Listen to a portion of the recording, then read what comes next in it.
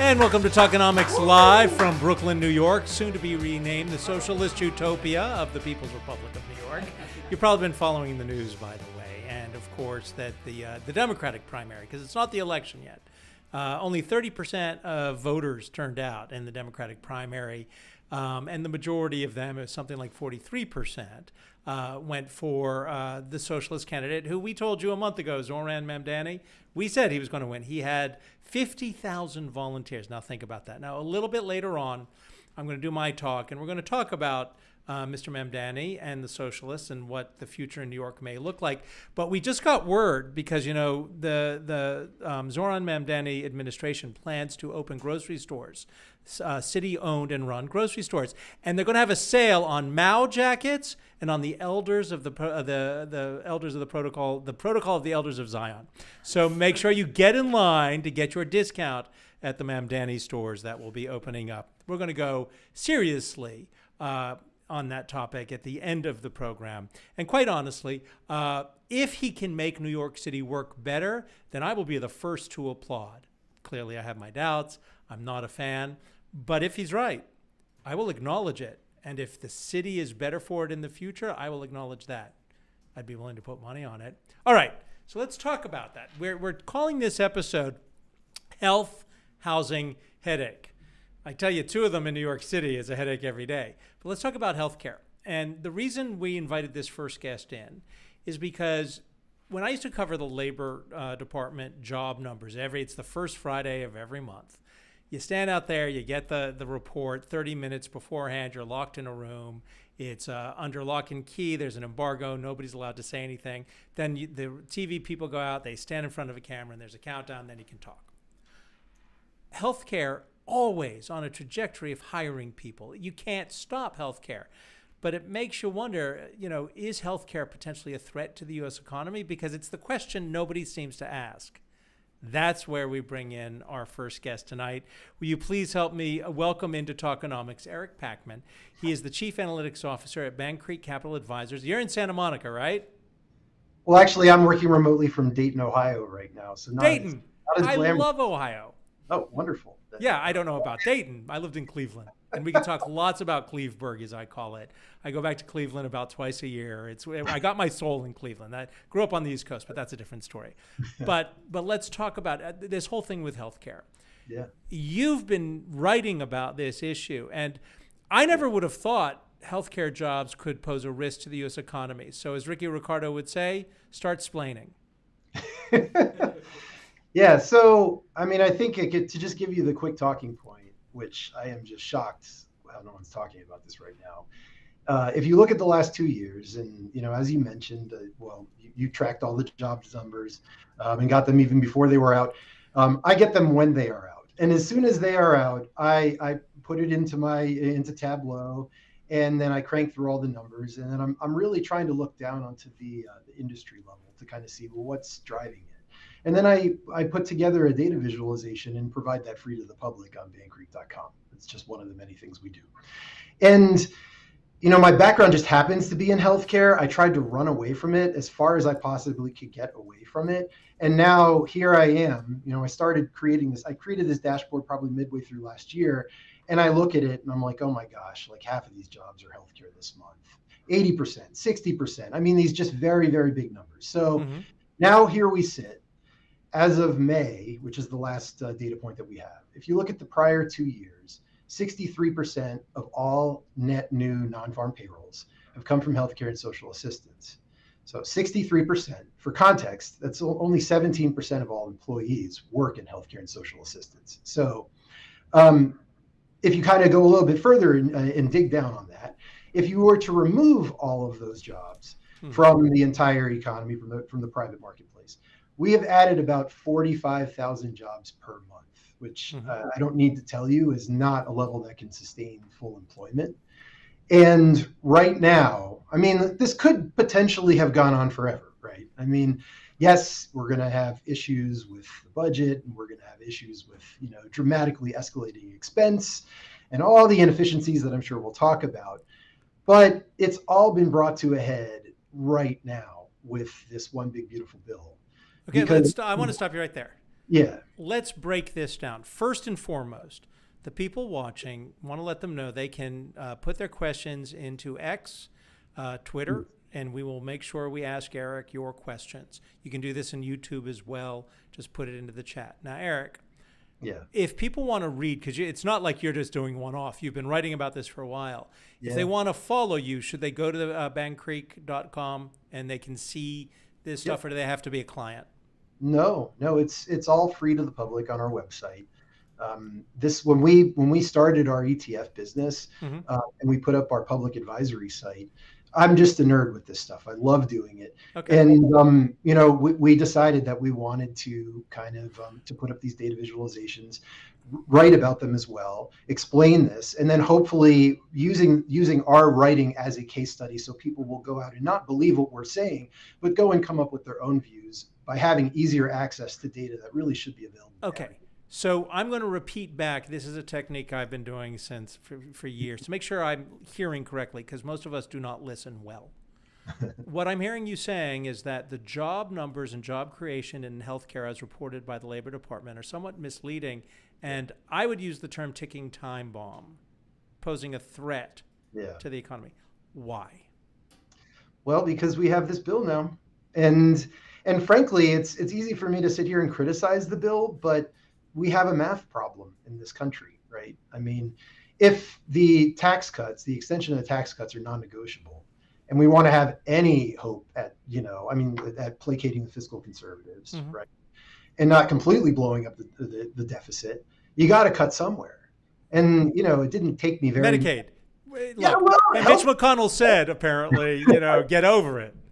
So they're going to cut Medicaid. We're going to cut $1 trillion from Medicaid over the next 10 years. And the problem with that is, forget about the lives that are at stake. There's been a lot of reporting that's out there on the human toll that this will take, right? I get the market may not care about that. Right? That's a different topic. But the problem is that there are so many jobs, as we just talked about, that have been created on the back of Medicaid expansion, of the ACA marketplace, of the expansion of Medicare, of the creation of the Medicare Part D program. I mean, when you go over the last 30 years, this has all been expansion of federally subsidized healthcare that has created a structural growth engine that is the most powerful job growth engine that I have ever seen. Okay, right? So I'm going to repeat back. So essentially what you're saying is government spending has helped, as it will do, has juiced that sector. Yeah. We have built out the healthcare system because of the government subsidies. And I'm not making a judgment call, right or wrong. I personally think the two most important things in this world are, food security. The causes I donate to are hunger and literacy. Healthcare would come in third. But what I'm hearing you say is that's about to get cut. And the first thing, those jobs are going to get cut. As a way to deal with the budget deficits that will in community hospitals or in communities where medical services are provided. That's what you're saying. Yeah. And I think that there is not much of an appreciation for the fact that all of these healthcare jobs, this healthcare juggernaut, has been built on all of this federal spending and government policy to bring more people healthcare within this country. And all of the lack of transparency and the obfuscation of pricing and all that kind of stuff, which has created all these middlemen and everything. And it's all well and good to want to fix that, but this is kind of like, how banks were too big to fail back in 2008? I covered it. I was on the ground floor of that bullshit. Well, here, run with this one. Like, healthcare is too sick to cure, because if we do try to cure it, it's like administering the worst chemo you could think of to a patient. It's going to hurt that patient, just like it will hurt our economy if we try to start doing the right thing right now. So I'm going to repeat back. If healthcare is too sick to cure, I mean, I'm thinking of that line because I love the British accent. And what's the actress who played Margaret Thatcher? Meryl Streep, when she says, the medicine is harsh, but the patient requires it, blah, blah, blah. Yeah. That's not what you're saying.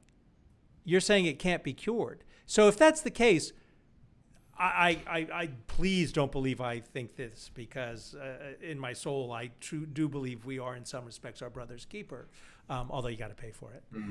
Well, that's the issue. if we have to cut and if the system isn't working, what would be wrong with let's blow this up and start over? I don't think there's anything fundamentally wrong with that as long as we're willing to go into a recession. You think this would throw us into recession? Well, I mean, to the extent that we actually need to create jobs. I mean, so there are lots of definitions on, recession. What I am saying is that we will not, in my mind, and please talk me out of this. Like, I do not understand how, especially with AI kind of coming for jobs. Oh yeah, I work in AI. It's coming. Yeah. That's where I thought you were going to be going with this. No. I'm going with once you actually start cutting the federal funding that has really never been touched for the better part of several decades, right, and these jobs start going away. I think what people are expecting, and the market is so excited right now, is that, okay, inflation is tame. And we can talk about that too. I'm not that worried about inflation because of the way the metric is kind of cooked up and everything by the BLS.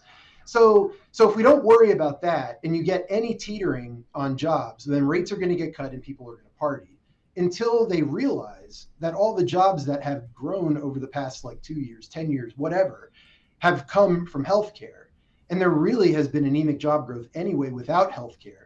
And so if they haven't reacted at all to any monetary policy over the past, several decades, why would they care about it right now? So we can cut rates to zero. And then the other thing that's going to happen, by the way, with AI is you're not going to need a human being to review the claim. AI will review it and then reject you because health insurance companies, let's be honest, are in the business not of providing healthcare, they're in the business of providing a profit.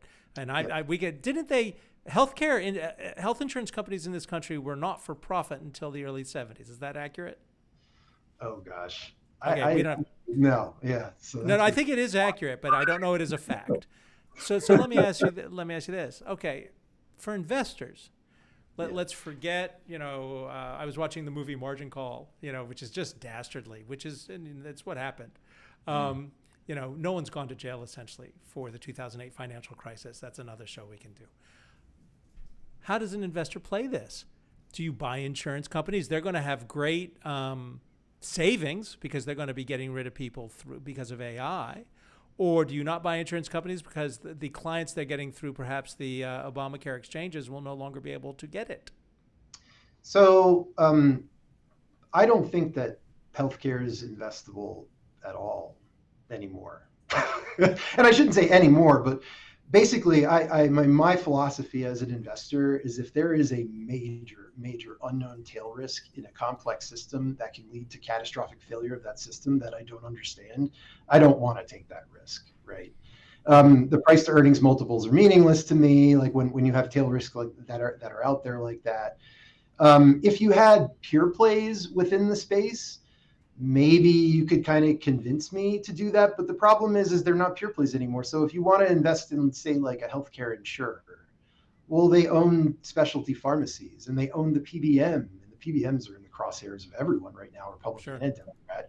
And so and that's largely where just tell the viewers, because I always forget what the acronym stands for, but they're the middleman, the PBM. They're the middleman. They're the pharmacy benefit managers. So they're the ones that are basically arbitraging the lack of knowledge of drug prices within this country and basically taking what a trader would take in the middle for profit. So that there's really no investable way to play that in my mind. With the NIH funding cuts, I worry about pharma. Pharmacies, there really aren't any investable pharmacy chains anymore. I mean, Walgreens is private and Rite Aid is gone. I was there when I was working in Buffalo when they were closing Rite Aids, and good riddance. But so the healthcare space, I mean, like there could be some argument to be made for some of the life sciences tools, the biologic development and everything, but even all of that is in question right now. Okay. So to reiterate before I ask you the very last question, because I want to get our next guest I've interviewed her before, and we're talking housing, and healthcare is the one thing everyone talks about. Housing is the other thing everyone talks about. And she is an expert on this. She's a bang-up real estate agent in South Florida and Key West. So Jenna Stauffer is standing by. We're going to get to her in a second. But the key points here. You do believe the big, beautiful bill, as it's called, will get through Congress. It will add to the deficit. I mean, we know it's going to do that. I interviewed Rick Rule, who's an investor, who said if a politician's lips are moving, they're lying. And he was talking about Republicans and Democrats. So let's say it goes through, and even though The Speaker of the House is saying they're not cutting Medicaid. We do know they're cutting it to the tune of how much? Well, right now, the last estimate I saw was roughly around $1 trillion over 10 years. That's a lot of jobs. Yeah. All right. Yeah. Could be a lot of jobs. I got to ask you this last question. Sure. It's because it's the headline. It's all we're talking about in New York, other than, the most popular one in New York is it's so hot. It's 100 friggin' degrees here. So we had this guy. He's a Democratic Socialist, and you might be a Democratic Socialist, no problem there. But what do you think? He's promising all kinds of free things. Do you think he would? I don't know if the city could do it. Free healthcare in New York City. I mean, at a local level, I think it could be possible, but I've been thinking, I live in a very, very small community where I could wrap my head around how you could execute it with like 5,000 people. Yeah. New York is not a small community like I live in. And when I look at, trying to adopt anything that looks like Australia or anything that looks like kind of like a Medicare for all or universal health care, mm-hmm. there's a big cost to it. And it's innovation. It's the fact that what our system does really well is develop innovation, innovative new treatments, new drugs, Alzheimer's treatments, gene editing, all that kind of stuff.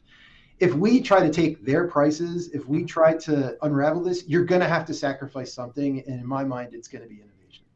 Well, maybe we can sacrifice Mitch McConnell. He's been on this planet a long time anyway. So, I'm going to get shit for that. I'm dropping the S word a lot tonight. It is too hot in New York. Eric, it's been a pleasure. Thank you for joining us on Talkenomics, and look forward to having you come back so we can talk more about these issues, especially after the bill passes, the true real-world consequences. All the best to you, Eric Pachman. Right. Thank you, Adam. Before we get to Jenna, I just want to remind everybody it's a healthcare issue. Next week, we've got a special, a Talkenomics special, where you can ask questions of a internationally recognized fertility doctor who specializes in vitro.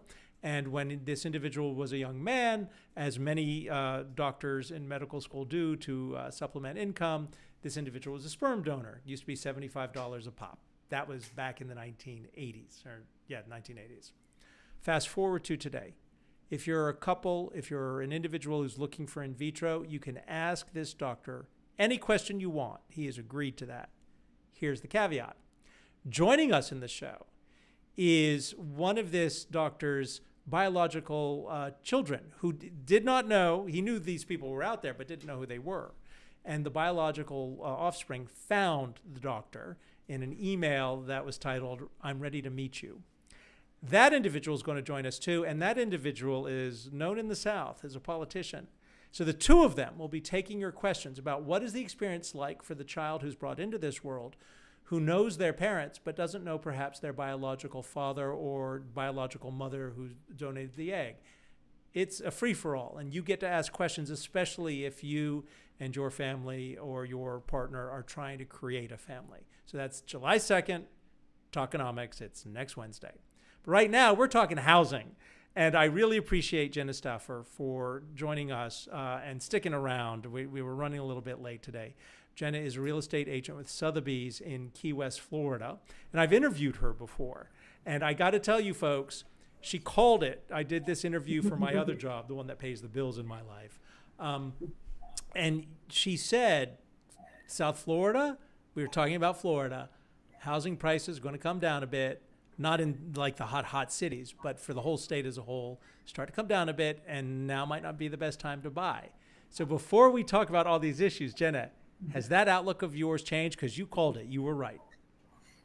There are a lot of seller concessions out there. Absolutely. And I would have to say, though, that I think that this can actually be an opportune time to buy in some of these places where there's a lot of inventory, where you have sellers offering a lot of concessions, because what happens is that finally sellers are willing to meet buyers in the middle. They're willing to negotiate. And as a buyer, you haven't had this type of power. If you're in one of these markets where inventory levels have really picked up, you haven't had this type of power in a very long time. So let's talk about it. And we're going to talk about what my people call the promised land. We're going to talk about Florida. And we have a Zillow map that we pulled up. And what we did is the executive producer and the owner of Launch Live actually taught me that you can put in keywords for Zillow searches and use the word motivated. There are 8,900 motivated sellers in Florida. What does motivated mean when a realtor puts that term into a listing? And by the way, that 8,900 is kind of high. We're going to hit some other popular states too, but that's a high number. So I have heard motivated so much lately. I've definitely heard it more recently than I've heard it before, let's just say that. But typically when you hear that a seller is motivated, it means that they're willing to meet a buyer in the middle there.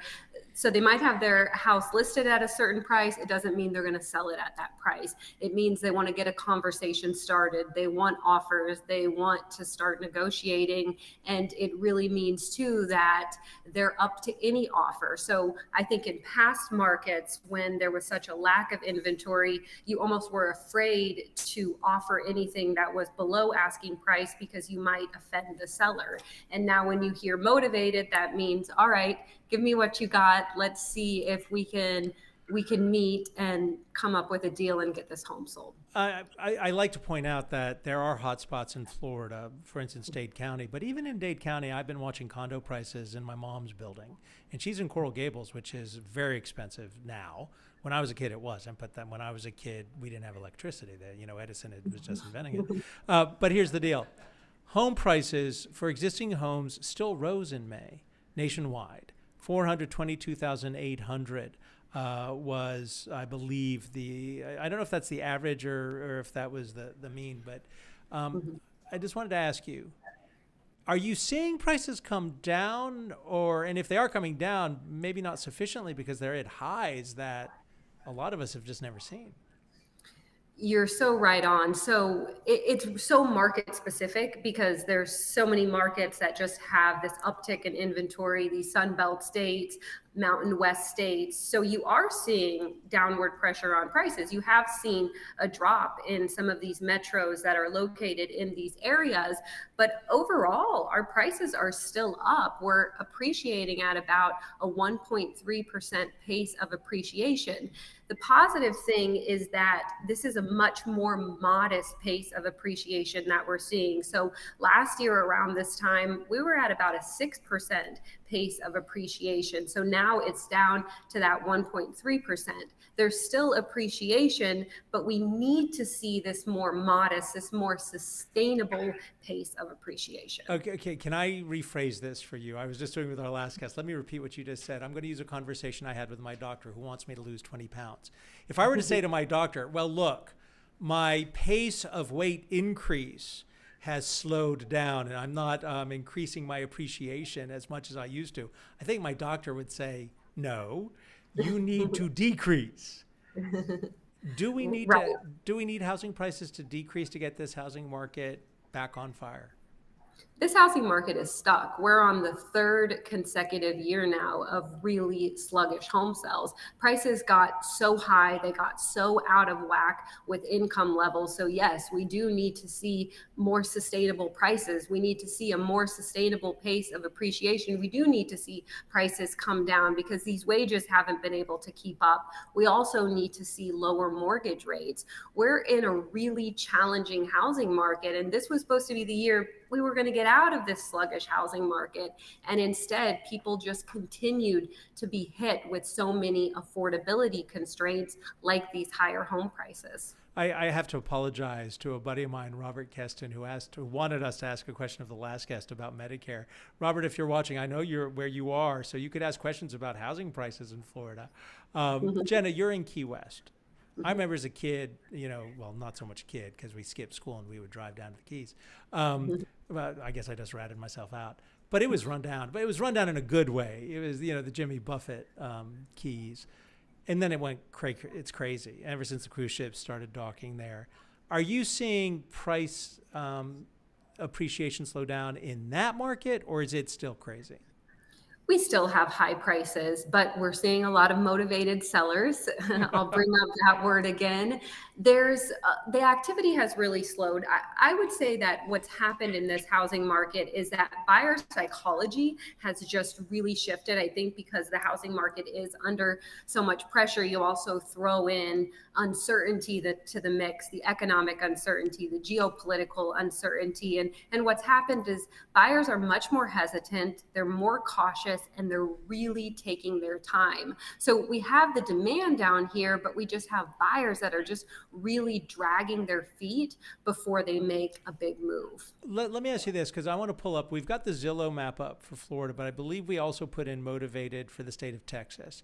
I'm looking at the off-ramps for my fellow New Yorkers. By the way, I'm not leaving. I love this city too much. Look, what it took me to get here, I had to quit a great job in Cleveland, Ohio, and I love Cleveland, but I'm staying in New York. Megyn Kelly tweeted, "Thank God we left New York." And I wanted to say to Megyn, you know, cowards run away. People who love something and want to believe in it either find a way to make it work or fight. That's my Megyn Kelly rant. There's Texas. So Texas, they're motivated in Texas because that's one of the places the New Yorkers are going to go. They're going to go to San Antonio. And by the way, when all these liberal New Yorkers with money start winding up in Florida and in Texas, boy, let's see that welcome mat get pulled out. But again, go ahead. I said we'll have a shift again. We might. But I am curious, if interest rates were to come down, there is an expectation that we would see the Fed cut interest rates.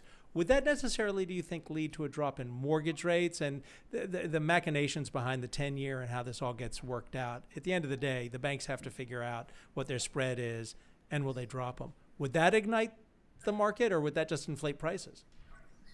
It could be both.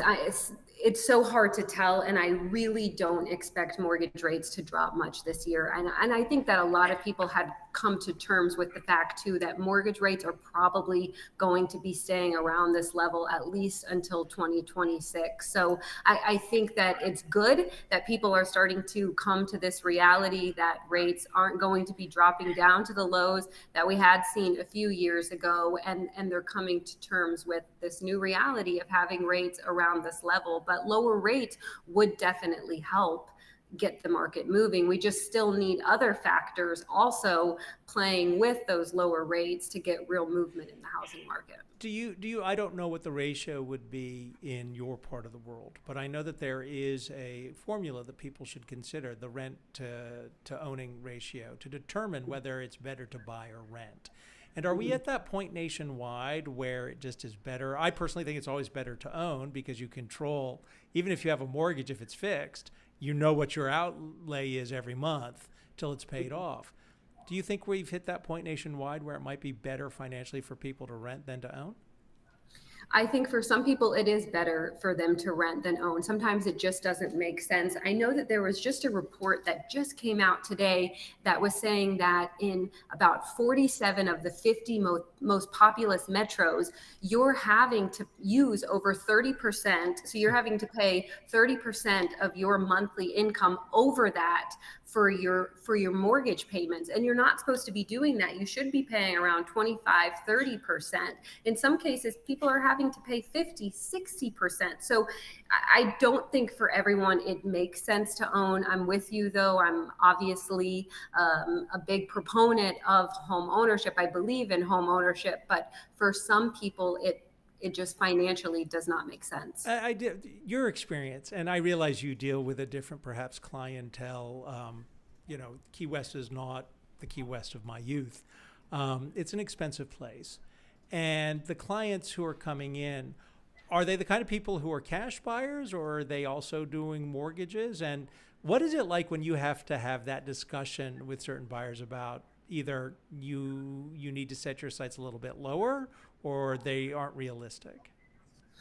So we have a lot of cash buyers in the Keys. I would say sometimes you can see our sales, 50% of the sales are cash buyers. So we definitely have a lot of cash buyers. We also, though, of course, have people who are taking out mortgages. And it's interesting because a lot of people think that homes would be much lower than they are in the Keys. I was just having a conversation with someone who told me he's ready to buy an investment property down here, and his range was around 300,000.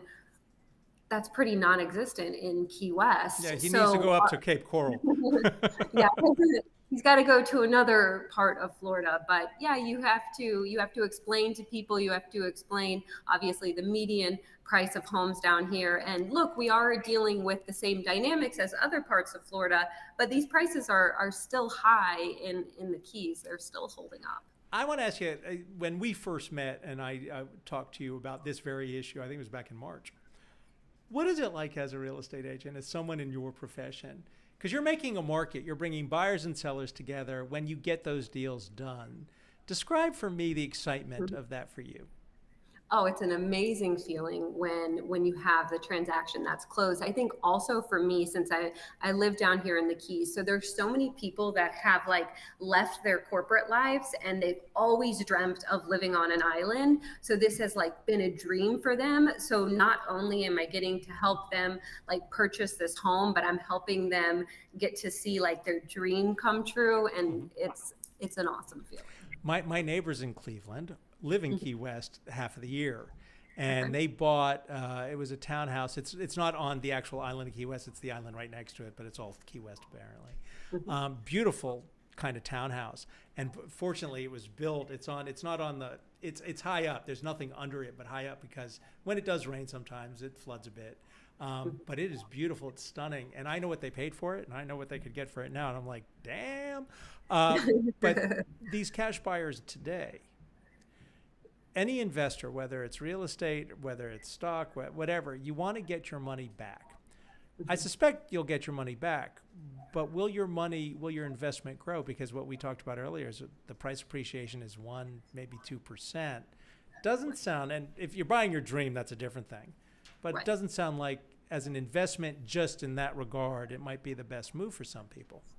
Well, and I think that that's why investors have really been pulling back. We're not seeing as many investors enter the market right now because for them, it doesn't make as much sense because they want to hold on to it for a very short amount of time and they might not be making their money back. So I would say we've really seen a pullback in investor activity in a lot of spots of the country. And average listing, I'm just curious, I realize you're in a hot market. Days on market, what is it in Key West?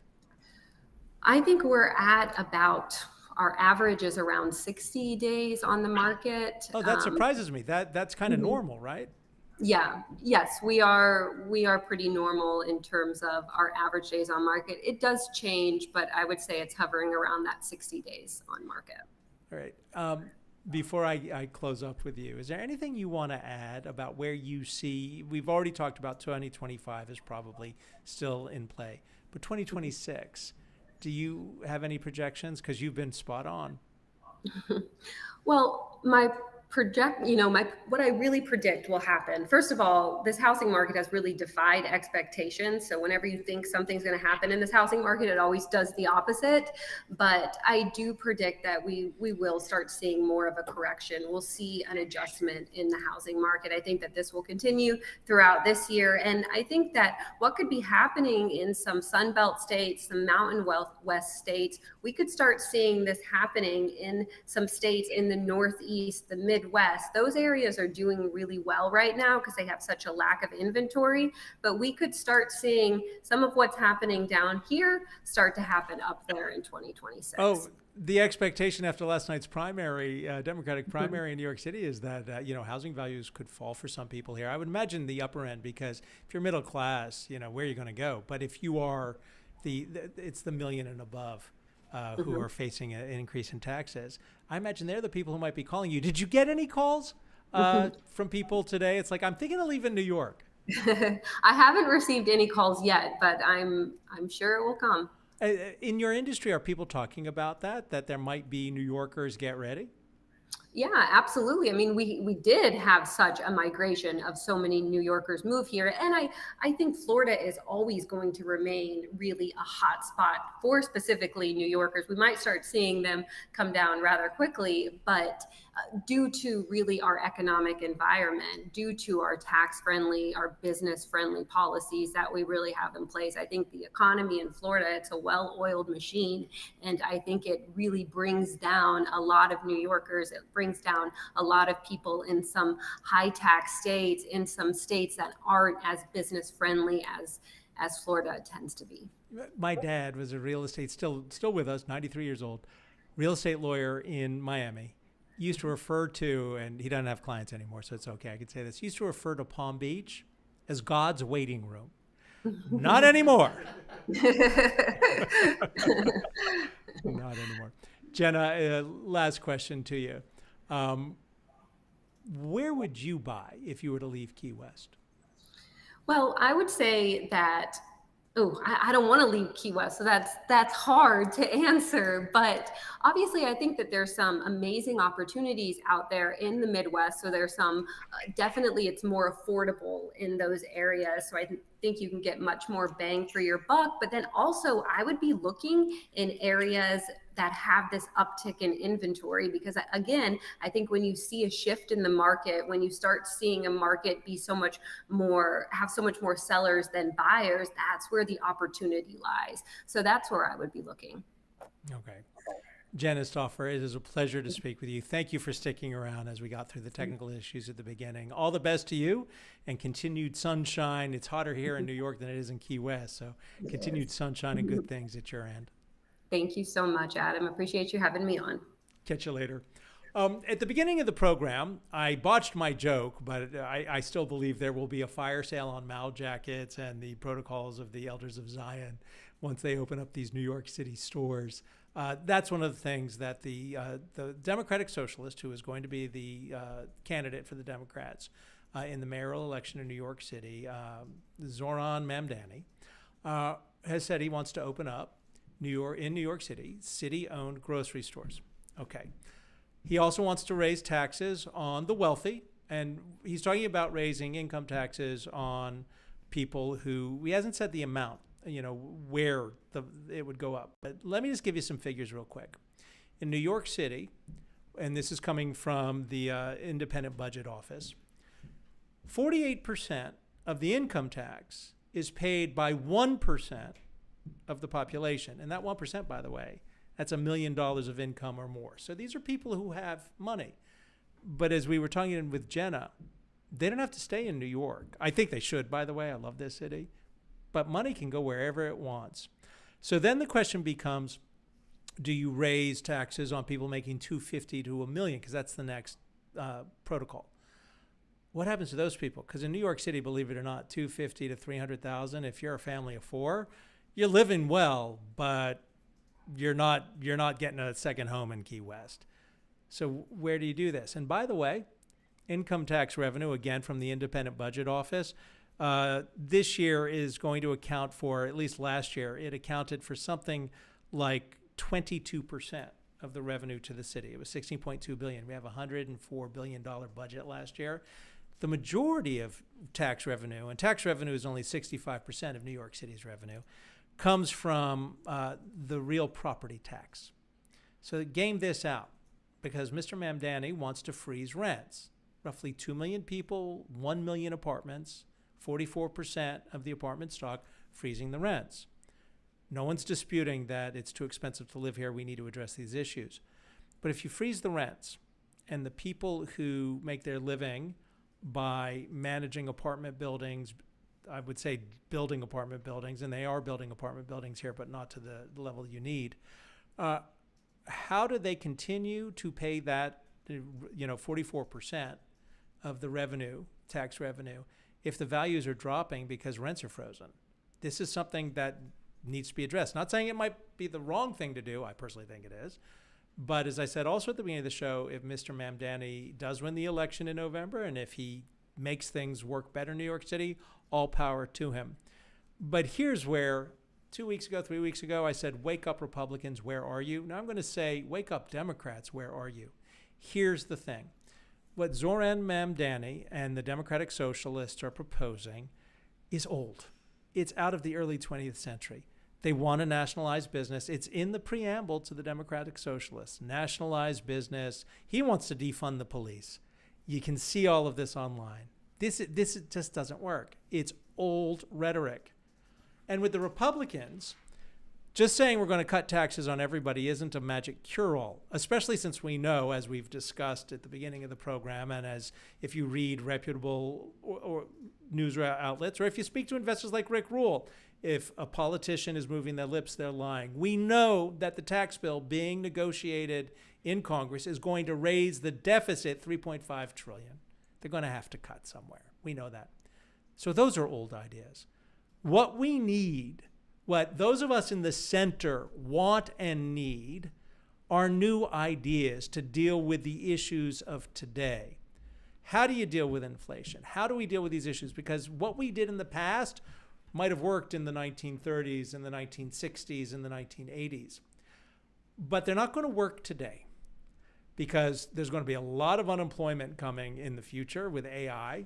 It's already happening. They talk about this at the bottom, the entry level of the job market. White-collar workers are going to be really upset. They're going to go through what blue-collar workers went through in the 80s and 90s during globalization.